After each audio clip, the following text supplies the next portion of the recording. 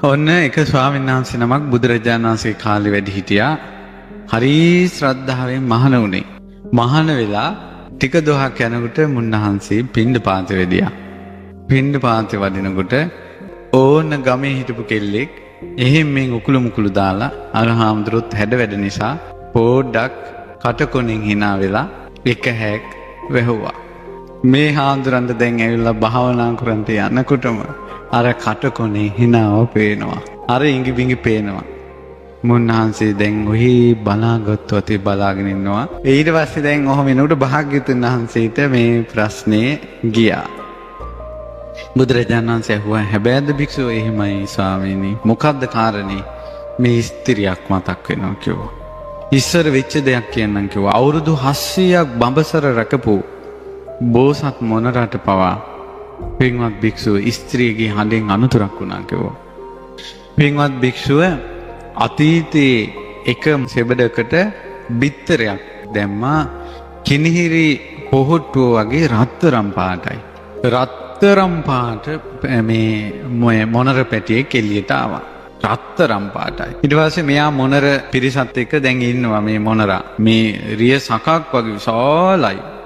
විශාල මොනරෙක්. ඊට මේ මොනර දවසක් වතුර බොන්ට යද්දී වතුරෙන් දැක්ක තමන්ගේ ශරීරය රත්තරම් පාටයි.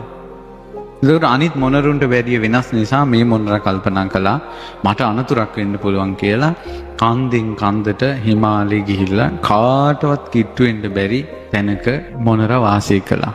ඒ මොනරා උදේ පාන්දරම කන්ද මුදුනට එනවා. ගල් පර්වතයේ මුදුනට. ඇවිල්ලා ගාථාවක් කියනවා. කොහොමද ගාථාවක් කියන්නේ? උදේත යං චක්කුමා ඒක රාජා හරිස්ස වන්නෝ පටවිප්ප භාසෝ තන්තන් නමස්සාමි හරිස්ස වන්නම් පටවිප්ප භාසං තයංජ ගුත්තා විහෙරේමු දිවසං කියනවා මේ හිරු උදාවන විට ඇස් ඇති එකම රජු ලෙස පතුරු ආරං වං රැස මහ පොළොව බබළුවන්නේ මහ පොළොව බබළුවන හිරු මණ්ඩල නුඹ වඳින්නෙමි මම නුඹ විසින් සුරකින්න අපි මෙදවස වසමු සුවසේ. ඒක තමයි ඒකේ ගාථාවේ අර්ථය. උඹ අද උදා වෙච්ච නිසා තමයි අපිට අද සුවසේ ඉන්න පුළුවන් වෙන්නේ. උඹට මං වඳිනවා කියලා ඉරට වඳිනවා. වැඳලා මෙන්න මෙහෙම ආරක්ෂාවක් කරගන්නවා. මොකක්ද මේ ආරක්ෂාව? සම්මා සම්බුද්ධත්වයට පත් වුණ මුනිවරුන් හට වන්දනා වේවා. යේ බ්‍රාහ්මනා වේදගු සබ්බ ධම්මේ තේ මේ නමෝ. ඒ ඇත්තන්ට මාගේ নমස්කාරය වේවා. තේජ මම්පාලයන්තු ඒ උතුම් සම්බුදුවරු මගේ දිවිසුරකිත්වා. බුදුරජාණන් වහන්සේට වැඳලා ඒ වන්දනාවේ ආනුභාවයෙන් ඒ සම්බුදුවරු මාව සුරකිත්වා. සතර මඟඵල නුවණට මාගේ වැඳුම වේවා. උතුම් රහතුන් හට මාගේ වැඳුම වේවා. ඒ රහත් ඵලයට මාගේ වැඳුම වේවා. ඒ වන්දනාවේ ආනුභාවයෙන් ජීවිතේ සුරකින්ට කියලා සිත පතා ගන්නවා. ඒ ගාථාවේ අර්ථය ඒකයි. ඊට පස්සේ මේ විදිහට වැඳලා තමයි ගොදුරු හොයාගෙන යන්නේ. ඉමන්සෝ පරිත්තං කତ୍වා මෝරෝ චරති ඒසනම්. ඊට පස්සේ මොකද කරන්නේ? කවමදාකවත් ඇඟට ගහක කොලයක්වත් වැටෙන්නේ නැහැ මොනරගේ ඇඟට. දැන් ඊට පස්සේ ඔන්න දැන් හවස එනවා. හවස ඇවිල්ලා ඉර දැන් බැහැගෙන යනවා. බැහැගෙන යන ඉරට වඳිනවා. කොහොමද වඳින්නේ? අපේත යං චක්කුමා ඒක රාජා හරිස්ස වන්නෝ පටවිප්ප බාසෝ තන්තන් නමස්සාමි හරිස්ස වන්නම් පටවිප්ප බාසං තයජ්ජ ගුත්තා විහෙරේමු රත්තින් කියනවා පතුරු ආරන් වන් රැස බබළුවා මේ පොළොවද ඇස් ඇති එකම රජු ලෙස හිරු මණ්ඩල බැස යන විට මහා පොළොව බබළුවන හිරු මණ්ඩල නුඹ වඳින්නෙමි මම නුඹ විසින් සුරකින්න අපි මෙරයද වසමු සුවසේ. මේ විදිහට පිරිත් කරලා තමයි මෙයා වාසය කරන්නේ. මේ විදිහට මේ ගාථා කියමින් මොනරා අවුරුදු 700ක් හිටියා කියනවා. ඒ 700 මොනරට බයක් ඇති ගැනීමක් ලොමු දැහ ගැනීමක් කවදාවත් ඇති වෙලා නැහැ මේ ගාථාවේ බලයට. බරණැස් නුවර රජුරුවන්ගේ බිසෝනාංශේ හීනෙන් දැක්කා රත්තරම් මොනරෙක්ගෙන් බණ අහනවා.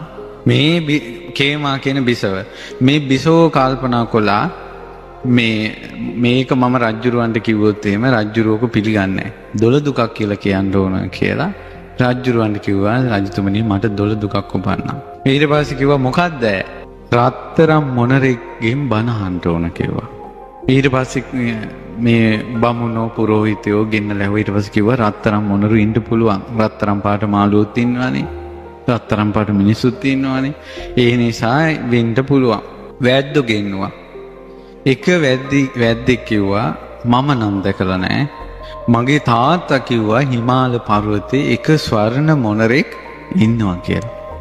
ඊට පස්සේ යාට ධනෙ දීලා උඹ හොයාගෙන ඵලයන් කියලා යවුවා. ගිහිල්ලා අල්ලන්න බැලුවා කිසි මල පුඩුවක් වදින්නේ නැහැ.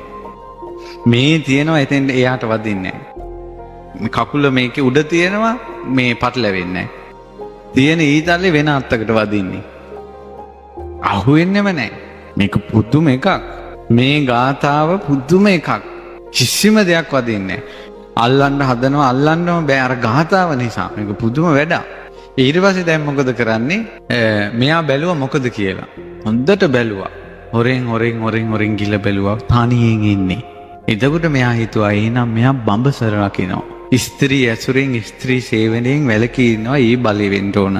කියලා උදේ බැලුවා. උදේට බලනකොට කන්ද මුදුනට ගිහලා අර ගාථාව කියනවා. හවසටක් ගාථාවක් කියනවා. එතකොට මෙයා කාරණා දෙකක් දැක්කා. ඒ තමයි බඹසර රැකීමත් මේ ගාථාව කීමත් කියන එක නිසා තමයි මෙයාව අල්ලගන්න බැරි කියලා හිතුවා. හිතලා හිටපන් උඹට දෙන්නම් වැඩේ කියලා. කොහොමද? දැන් මේ බලන්න මේ මොනරාව චෙක් කළානේ.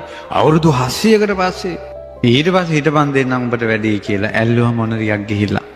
ඒකල පුරුදු කළා අසුරු ගහනකොට මෙහෙම අසුරු ගහනකොට කෑ ගහන විදිහට. එතකල් කෑ ගහන්නේ අසුරු ගහපොන් තමයි කෑ ගහන්නේ. සෙබඩ. අප්පුඩි ගහපොන් නටනවා. මේ විදිහට පුහුණු කළා මේකේ අරන් ගියා. සෙබඩ අරන් ගිහලා අර කන්දේ ඉඳලා හවස් කාලේ වෙලා උදේ කන්දේ නගින්න කලින් කන්දට නැගලා ගාතාව කියන්න කලින් අසුර ගෙවුවා. ගහපු ගමන් සෙබඩ කෑ ගැහුවා. අවුරුදු 700ක් ඇති වෙච්ච නැති රාගය අලු යට තිබ්බ ගිනි පුපුරක් වගේ මතුවුණා. ගැහුවා අපුරියා මේකේ නටන්න ගත්තා. සොකරි වගේ. ඊට පස්සේ බෝසත් මොනරට අමතකුණා ගාතාව. දැන් මොකද උනේ? අර මෙහි ඇතුලෙන් ආපු ගින්න දරා ගන්න බෑ මොනරට. වේගෙන් ආවා. හරියටම වැද්දා ඒ ඇවිල්ලා තියෙන තැනටම තොණ්ඩුව මේ හැදුවා. අර සෙබඩ ළඟට යන්න කලින් කකුලේ මේ පැටලුණා.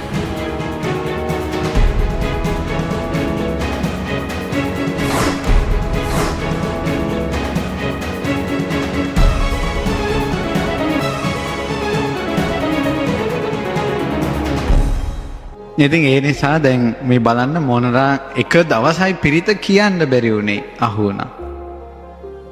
අහුණා. ඊට පස්සේ රජ්ජුරුව ළඟට ගෙනිච්චා. රජ්ජුරුව කිව්වා අද නම් හරි. ඊට පස්සේ මේ මොනරා කියනවා ඇයි මාව ඇල්ලුවේ? උඹගේ මස් කෑවොත් අජරාමරණ වෙනවා. මගේ මස් කෑවොත් අජරාමරණ වෙනවා නම් එහෙනම් මං දැන් මැරෙන්නම්. කොහා මැරියනින් කිව්වා. ඊට පස්සේ කිව්වා රජතුමනි මම මැරෙනවා නම් මගේ මස් කන එක කොහොමද නොමැරී ඉන්නේ? කිව්ව නෑ එහෙම වෙන්න පුළුවන් උඹ රත්තරන් පාටයි. ඒ නිසා උඹ වාගේ මොනරෙක්ගේ මස් කෑවොත් ජීවත් වෙන්න පුළුවන්.